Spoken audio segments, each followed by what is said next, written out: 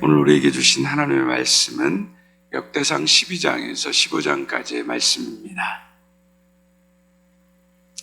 역대상 12장에서 15장까지의 말씀을 함께 보도록 하겠습니다.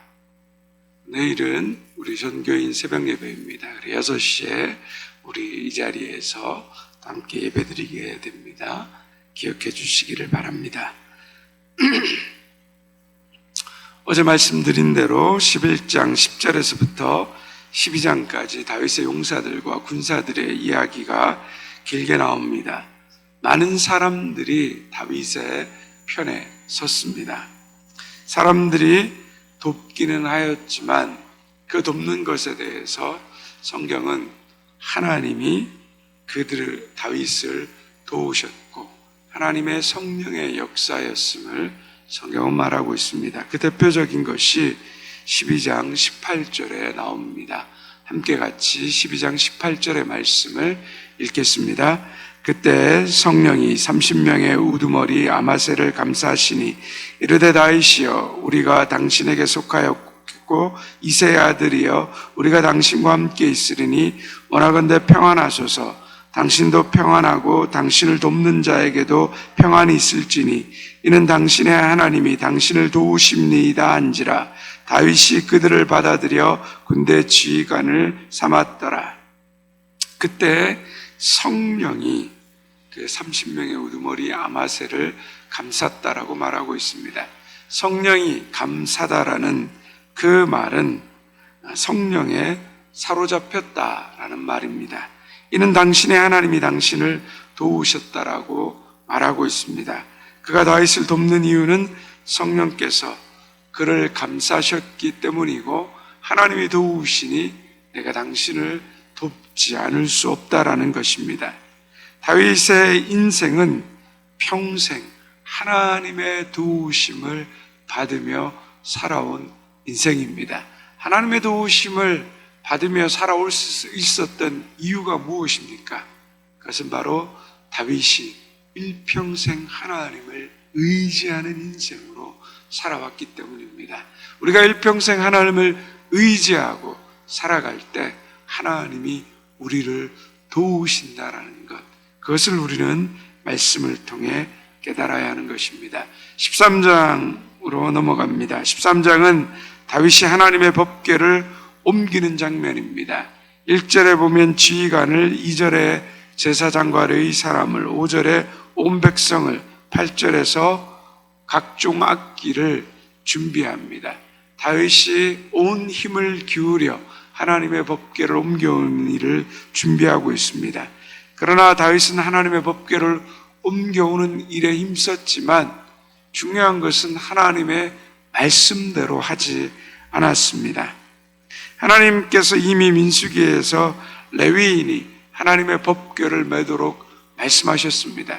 그런데 7절에 보면 다윗이 그 법궤를 수레에 위에 담아 옮기는 일을 행하고 있습니다. 웃사가 죽은 것도 마찬가지입니다. 하나님의 명령대로 하지 않고 수레로 하나님의 법궤를 옮겼기 때문에 그 수레가 덜커덩할 때 웃사가 법궤 위에 손을 대게 되는 것입니다. 그러면서 죽게 됩니다. 준비를 많이 한다고, 많은 사람이 참여한다고, 힘을 다한다고 하나님의 뜻대로 사는 것이 아닌 경우가 있습니다. 오늘날도 많이 준비하면서 하나님의 뜻대로 살지 않는 경우가 많고, 많은 사람이 모인다고 하고 화려한 일들을 하지만 그것이 하나님의 뜻을 이루는 일이 아닐 때가 많습니다. 가장 중요한 중심은 무엇입니까? 하나님의 말씀입니다. 하나님의 말씀대로 우리가 행하지 아니하면 하나님의 뜻대로 모였다라고 말하면서도 하나님의 뜻을 이루지 못하는 일들이 생길 수 있는 것입니다. 하나님을 섬기는 삶은 항상 하나님의 말씀의 인도를 받아야 하는 것입니다. 우리가 행하는 일들 가운데서도 내가 뭔가 많이 준비하는 것 같고 전심을 다해서 하나님을 위해서 한다라고 말하지만 우리가 그 하나님 말씀 위에 서지 않으면 그것은 어디까지나 내 생각과 내 계획일 뿐입니다. 우리의 삶 가운데 가장 중요한 것은 내가 행하는 일, 내가 노력하고 내가 열심히 기도했고 내가 이 많은 일들을 하고 있는데 그 일이 하나님의 일이 아니 될 수도 있다는 것, 그런 것을 늘 생각하고 기억해야 됩니다. 내가 하나님 말씀대로 행하고 있는가? 내가 하나님 말씀 위에 서 있는가? 우리 날마다 이것을 살피고 돌아보아야 합니다. 14장으로 넘어갑니다. 1절에서 2절은 다윗이 이방인인 두로왕 히람과의 그 관계까지도 돈독히 하는 장면을 보여줍니다. 히람은 다윗을 위해서 사절들과 백향목과 목수와 석수를 보내고 그의 궁전을 짓는 모습을 볼 수 있습니다. 모든 일이 형통하고 이방인들마저 나를 도와줄 때 얼마나 나의 일에 대해서 자랑스럽고 그리고 아름답게 여기겠습니까? 그런데 그때 다윗은 이런 말을 고백합니다. 2절의 말씀을 함께 같이 읽겠습니다. 다윗이 여호와께서 자기를 세우사 이스라엘 왕으로 삼으신 줄을 깨달았으니 이는 그의 백성 이스라엘을 위하여 그의 나라가 높이 들림을 받았음을 암이었더라. 다윗이 어떻게 했다고요? 여호와께서 자기를 세우사 이스라엘의 왕으로 삼았다는 것을 알고 있다라는 겁니다. 화려합니다. 모든 일들이 형통합니다.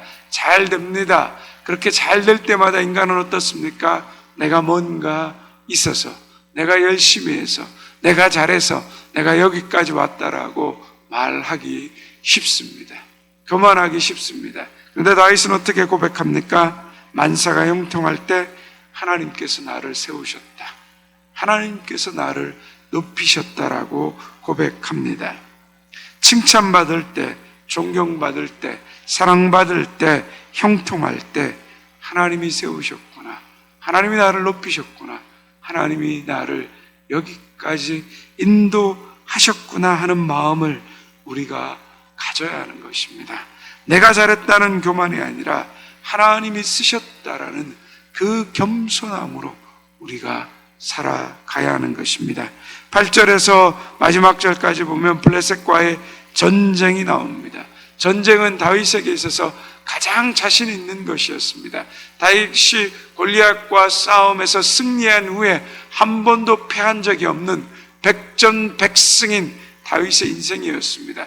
그러나 그 전쟁에 그렇게 능통하고 승리하는 사람이었지만 전쟁을 행할 때마다 어떻게 하고 있습니까? 10절과 14절에 보면 여호와께 물었습니다. 엎드렸습니다. 자기의 실력과 자기의 힘과 자기의 지혜로 하지 않았습니다. 한번 그냥 나갈 법한데 전쟁을 행할 때마다 하나님 앞에 엎드려 묻고 또 묻고 있습니다. 아무리 자신 있는 영역이라도 하나님께 묻고 또 물어야 한다는 겁니다.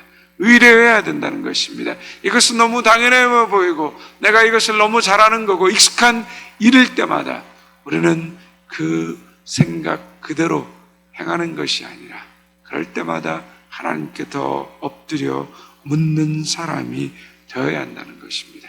전적으로 하나님을 의지하는 사람, 그 사람을 하나님이 도우신다는 것입니다. 15장으로 넘어가겠습니다. 다윗이 다시 여호와의 언약궤를 예루살렘에 안치하고 하나님을 찬양하는 이야기가 나옵니다. 다윗은 13장에서 베레스 우사의 사건을 경험하면서 여호와의 언약궤에 대한 두려움에 빠졌고 뒤로 물러갔습니다. 그러나 이제 다시 언약궤를 가져오는 용기를 가지게 됩니다. 그 용기, 담대함, 실패를 딛고 일어서는 삶에는 말씀에 대한 깨달음과 확신이 있었기 때문입니다. 15장 2절의 말씀을 함께 같이 읽겠습니다. 다윗이 이르되 레위 사람 외에는 하나님의 궤를 맬 수 없나니 이는 여호와께서 그들을 택하사 여호와의 궤를 메고 영원히 그를 섬기게 하셨음이라 하고, 레위 사람 외에는 하나님의 궤를 맬 수 없다는 것을 다시 하나님의 말씀을 통하여서 깨닫게 된 것입니다. 말씀의 확신을 깨닫게 되면서 이전보다 더 견고한 믿음을 가지게 되었습니다.